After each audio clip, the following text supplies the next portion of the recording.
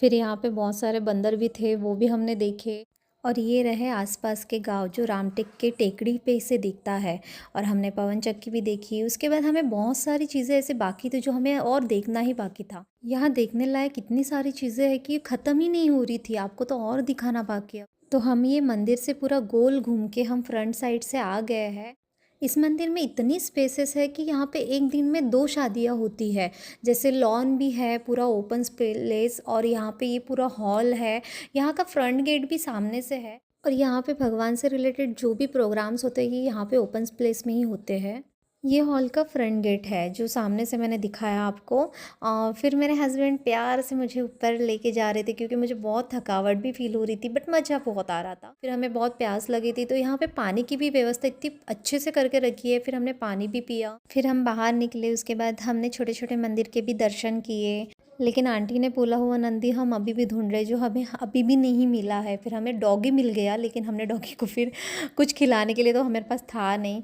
और हम इतना सामने आ गए थे कि हमारी चप्पल तो पीछे ही छूट गई थी, हम बिना चप्पल के चलने लगे हैं। और मैं इसलिए हंस रही थी क्योंकि जब मैंने शूज़ मांगे मेरे हस्बैंड से तो मेरे शूज़ उन्होंने पैर से दिए, तो वो इसलिए मुझे थोड़ा सा गुस्सा आया। पर ठीक है, मैं ज़्यादा गुस्सा नहीं रह सकती उनसे क्योंकि वो भी मेरा बहुत ख्याल रखते हैं। फिर हमने माता जी के दर्शन किए और बस यही कहा कि बस मुझे सदा सुहागन रखो, मेरे हस्बैंड को हमेशा मेरे साथ रखो। उसके बाद फिर हम आगे बढ़े, हम फिर शिव जी के मंदिर में आए हैं। यहाँ पे नंदी था बट जो चाहिए वो नंदी तो नहीं थे। फिर हम अंदर आए, यहाँ पे आवाज़ इतनी अच्छी गूंज रही थी क्योंकि ये पूरा पैक वाला एरिया है और यहाँ पे पूरा कलरफुल किया हुआ है, बहुत अच्छा लगा अंदर आके। फिर हम आए, शिवलिंग की पूजा की हमने। फिर हमने थोड़ी देर यहाँ पे ध्यान भी किया क्योंकि बहुत शांत लग रहा था और बहुत अच्छा लग रहा था।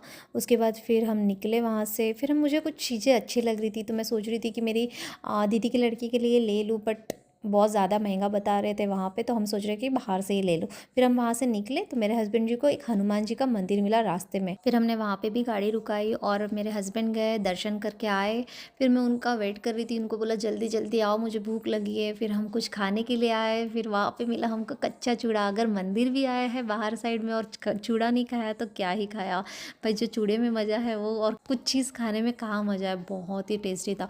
और सच बात बताऊँ तो वो आंटी भी इतनी प्यारी थी। वहाँ पे चाय कहीं पे भी अवेलेबल नहीं है, बट उन्होंने कहा कि हम तो अभी हमारे लिए चाय बना ही रहे हैं, तो उन्होंने ब्लैक टी बनाई थी, लेमन वाली। वो भी भाई सच में बताती हूँ, उन्होंने अपने तरफ से हमको चाय पिलाई, बट हमें बहुत ही अच्छा लगा उन आंटी से बात करके हुए भी। चूड़ा भी काफ़ी टेस्टी बनाया था, तो उन्होंने ऊपर से एक्स्ट्रा लेमन दे दिया जो मुझे अच्छा लगता है। फिर हमने खाया, मज़े किए और निकले।